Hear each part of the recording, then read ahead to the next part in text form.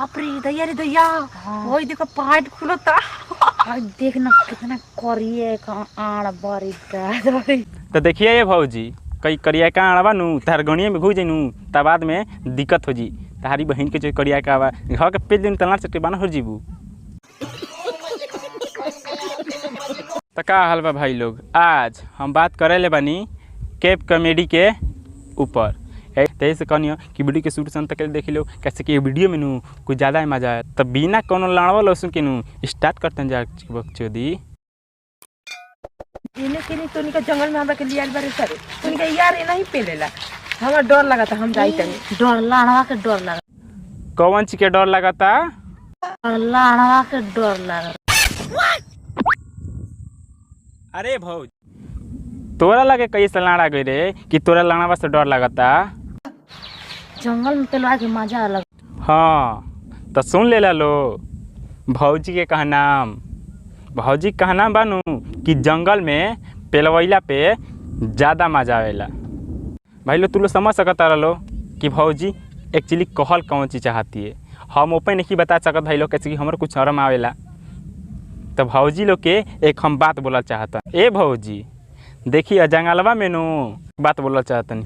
ए भौजी देखिए जंगलवा में नू जंगली घोड़ा भी रहेला सन।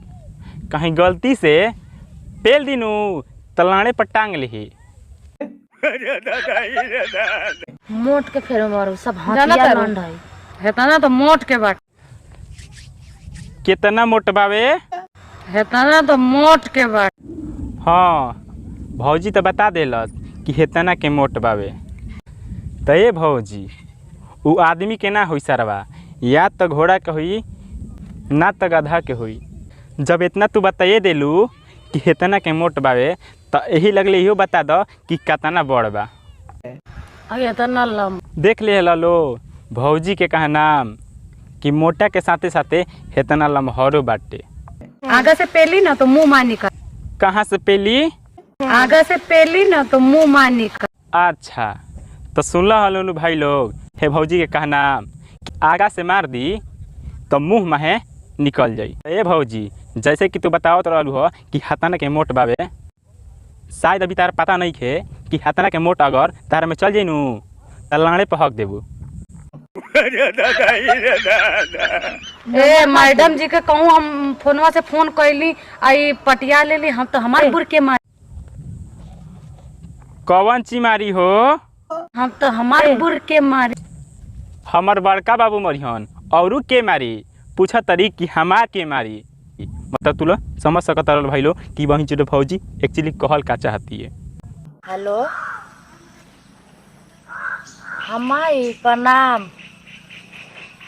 अरे मायरे तो कथी कही हम तोहरा के तू हमरा के कैसन दूल्हा खोज के देले बारे तो साफ मौगा छाका हिजरा निकल गेल। ए भौजी तारा कैसे पता बा हो जौन तार भट्टार बाटे जौन तार मरद बाटे उ हिजड़ा बा या छक्का बा?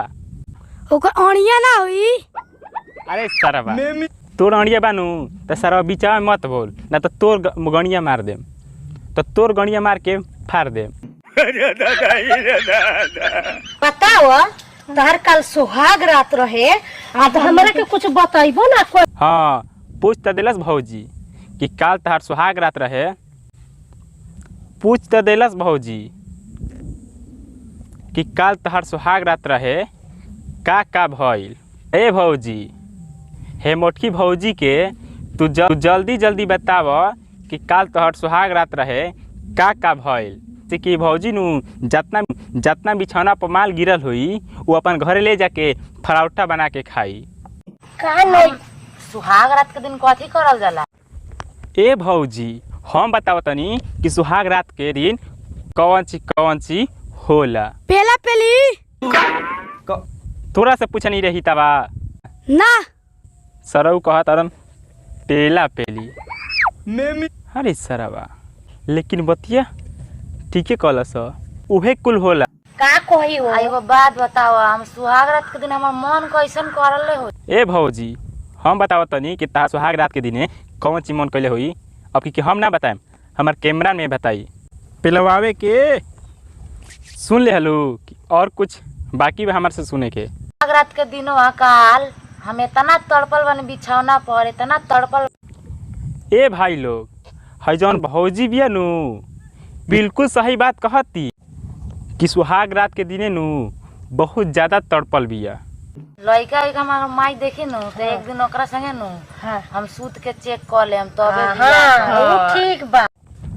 तब भाई लोग तू लोग समझ ले ना खबर लोग कि भौजी एक्चुअली कहल कौन चीज चाहती है, तो हम तह लोग के एक्सप्लेन करके बतावत। भौजी कहना बानू कि अब से भौजी के माई नु भौजी खातिर लड़का खोजी नु, भौजी ओकरा फिर एक रात सूती तो चेक करी ओकर सामान काम करता जौन ओकर एंटीना बाटे ओकर खड़ा होता कि ना, ओकरा बादे शादी करी।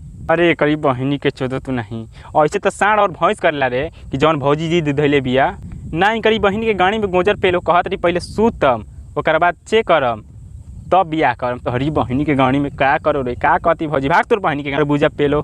तो खैर छोड़ो लो भाई लो, एकनी से बतियावल अब 15 किलोमीटर दूर पैदल गए बहन चोर बराबरे बा।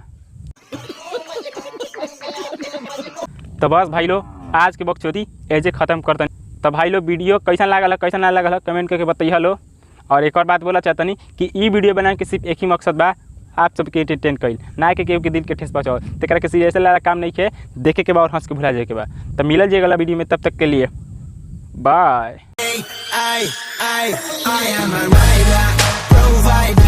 Bring the heat, girl. I will bring the fire. Provider.